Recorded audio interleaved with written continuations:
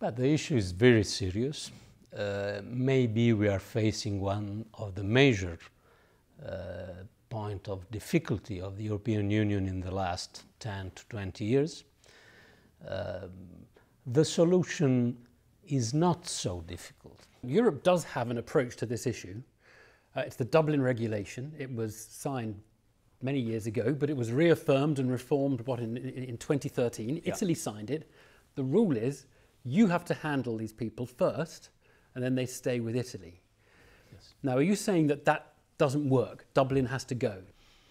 I'm not saying it. It's a reality that is saying that it doesn't work. I think that if there is someone saying that things are working, please present it.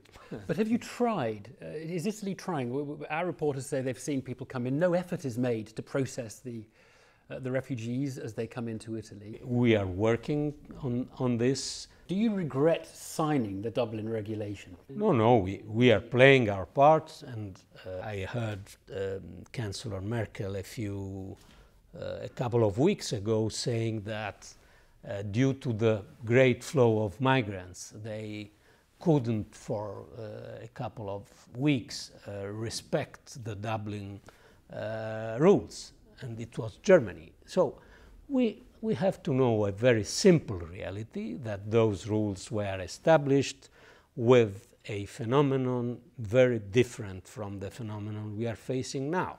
If single member state says it's not my problem and I raise a fence or a wall, the risk that we have is tensions between neighbors and perhaps the rediscussion of Schengen.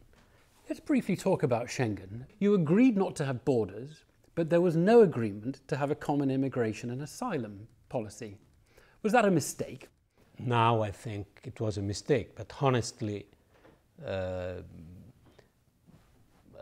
we should have said this 10 years ago. But I mean, one of the lessons about European integration is that often a big step is taken, like the euro, but maybe with some of the details left missing. It's similar here, isn't it? It was a job half done, and now Europe, in your view, I think, has to either move to finishing the job and have a common policy, which is what you want, or step back and say, okay, we can't have Schengen. We don't want to go back. Italy doesn't want to go back. It is the Brenner Pass, for example, that divide Italy from Austria.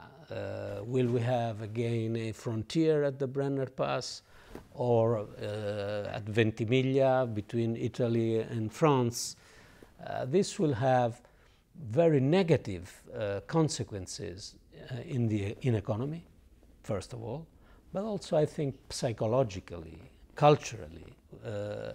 Young people are accustomed to the fact that there is a freedom of circulation in this area. A lot of this comes down to what I think you might call good citizenship about nations, member nations of the European Union. Because one of the claims made in the United Kingdom about this issue is okay, the UK hasn't in the last year taken so many people, but at least the UK spends, 15, 20 billion euros on trying to help situations through its aid budget in some of the countries from which people are coming. What is Italy's commitment to overseas aid? What is the spending as a proportion of national income in Italy at the moment on overseas aid? Italian public aid in the last 8 to 9 years decreased. It's about 0.15%, isn't it? I think it's about a fifth of the UK budget, isn't it? Yes, maybe it's 1/4, but it's not the issue. It's something that we have to change, and I'm very happy to say that we are beginning to change. Foreign Minister, thanks very much. Thank you very much.